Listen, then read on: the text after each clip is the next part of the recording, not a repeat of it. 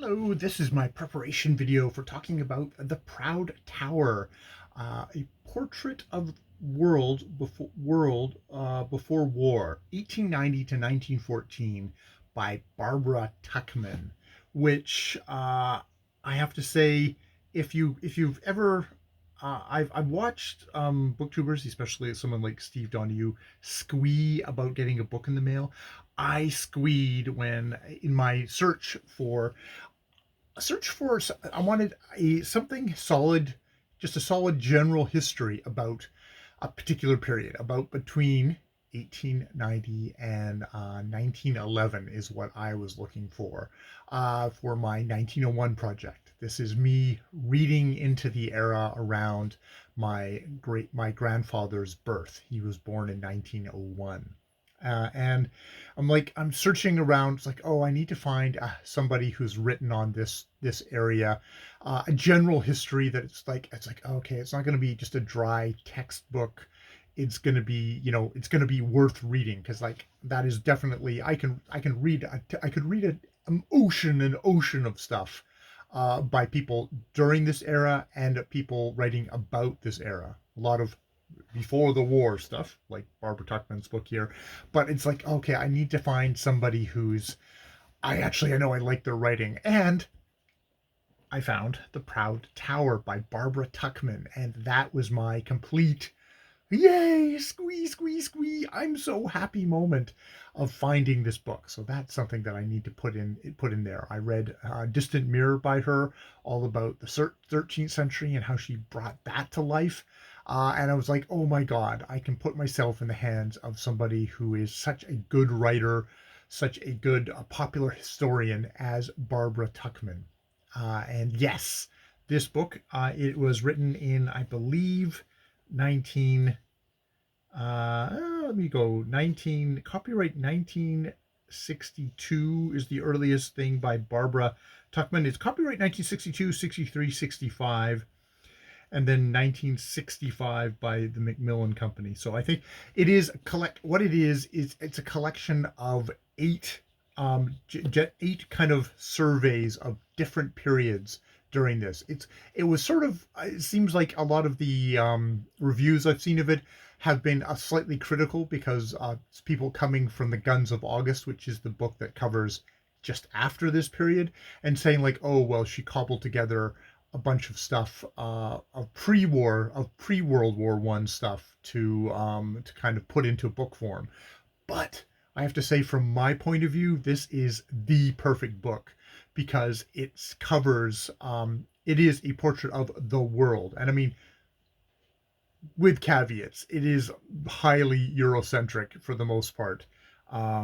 We get a brief foray into the United States, but it's like we are very much a American Euro centric book. As a Canadian, we don't get a look in, as plenty of other places. I think the Boers, South Africa, but with mostly the Boers, get the maybe the other look in here. But for my purposes, it's like, wow, what a great starting basis. A book which, admittedly, gets a little on the old side, but really covers a lot of great areas. Um, and it's the Prd Twr. So this is, I think at the very I have to kind of start off by that this is that here, if I can get that, there's this thing here.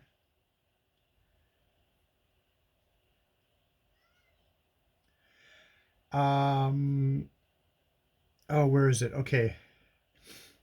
uh we have been from the introduction, we've been misled by the people of the time themselves, who, in looking back across the gulf of the war, see that the earlier half of their lives misted over by a lovely sunset haze of peace and security. It did not seem so golden, and they were in the midst of it.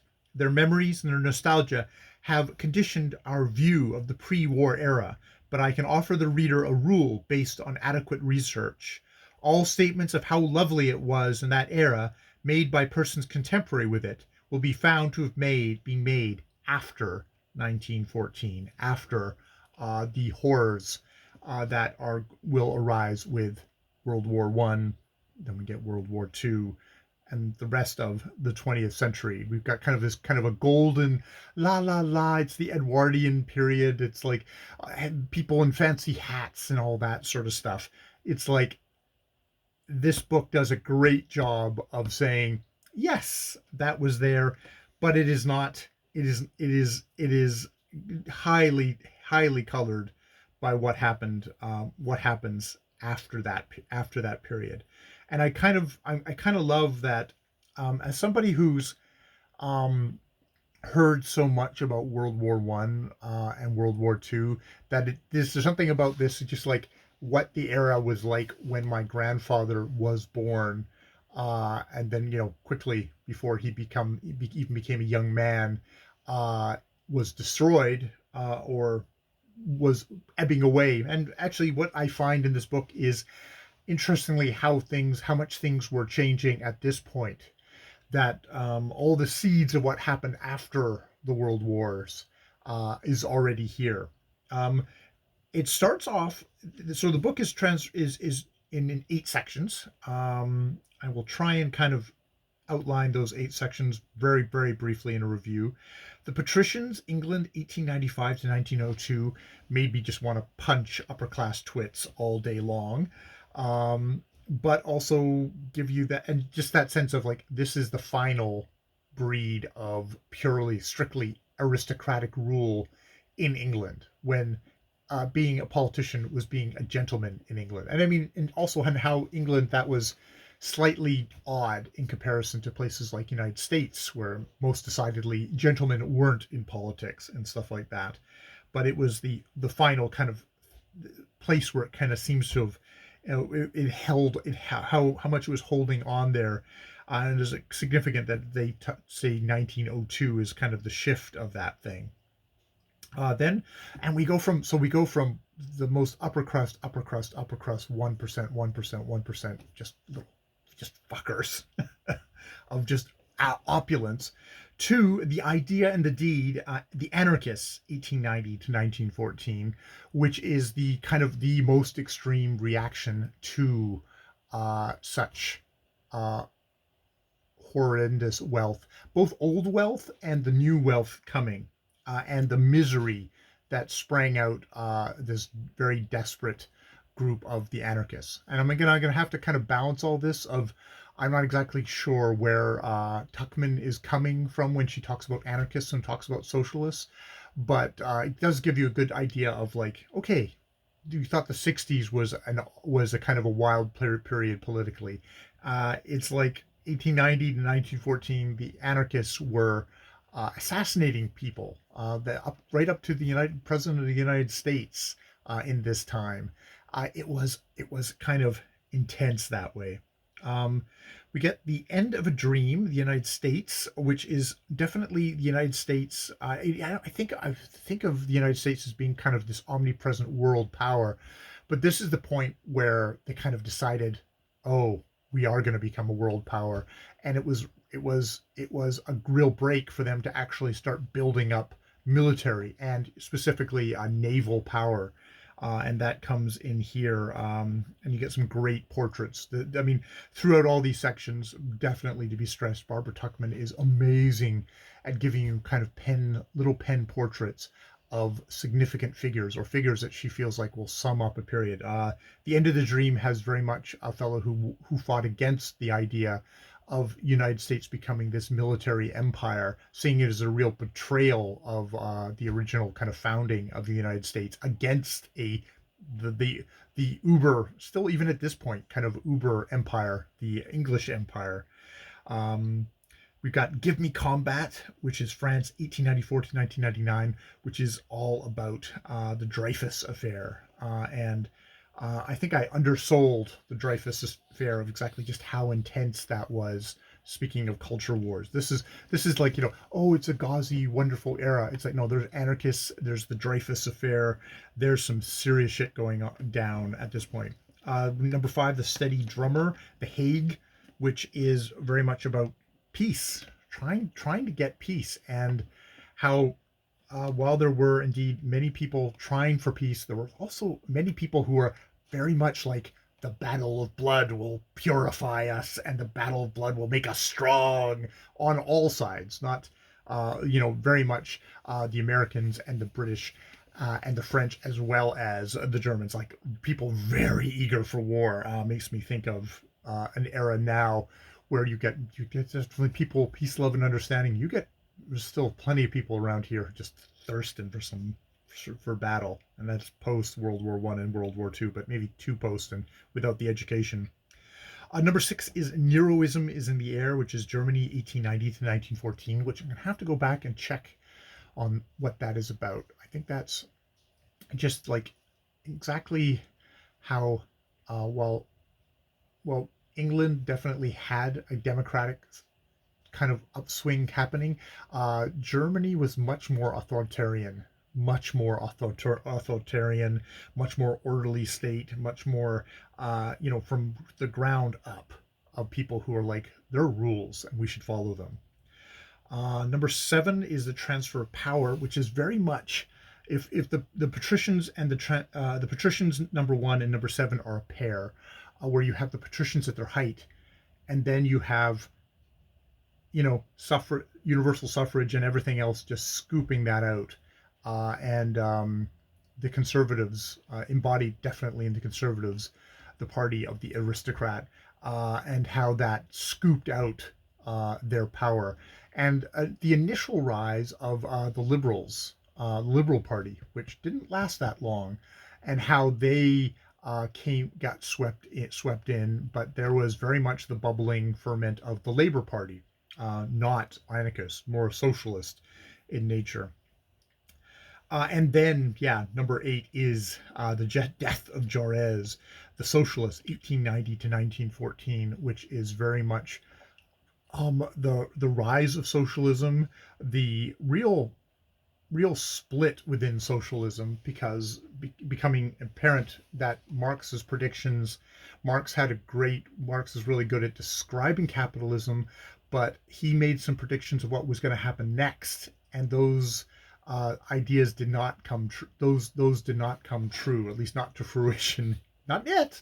Which is, you can say that about a lot of religions and a lot of belief, kind of things on faith of capitalism was supposed to be crushing everybody, and we'd have a spontaneous revolt of the workers, and that was not happening. Indeed, we were getting more wealth distribution. We're getting the rise of the middle class, and a lot of people who the socialists had assumed would be again, they would not have an interest in capitalism working. But what was happening is there were plenty of people that were actually getting a rise, while there was plenty of horrors and misery and exploitation and ruthless exploitation by unregulated the bourgeoisie, the owner class.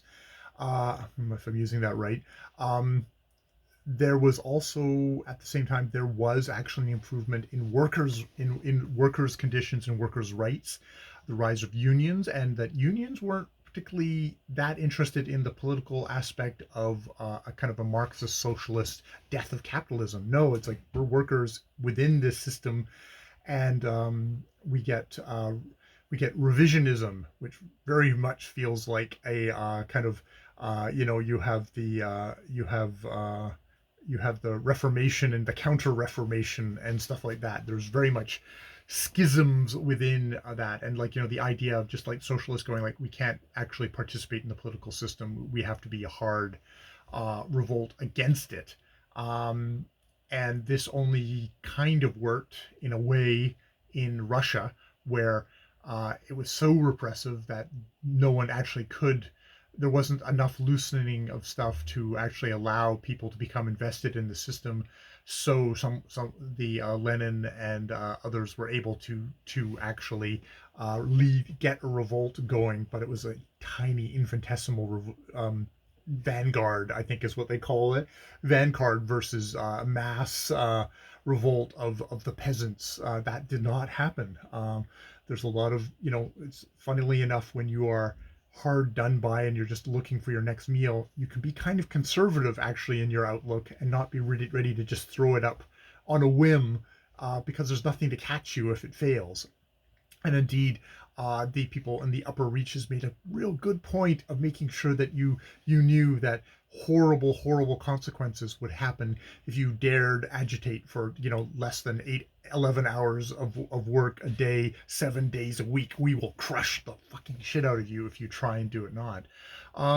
So yeah, I this is by no means the last word on this period. On plenty of other places, plenty of other histories here, and I mean Barbara Tuchman kind of makes that point herself within her thing. It's like, this is just, these are the main things. This is the stuff that I could kind of fit into a book here, but there's so much else, so much else. The suffragettes get some mentions in here of things that does actually come up in the transfer of power, I believe, section.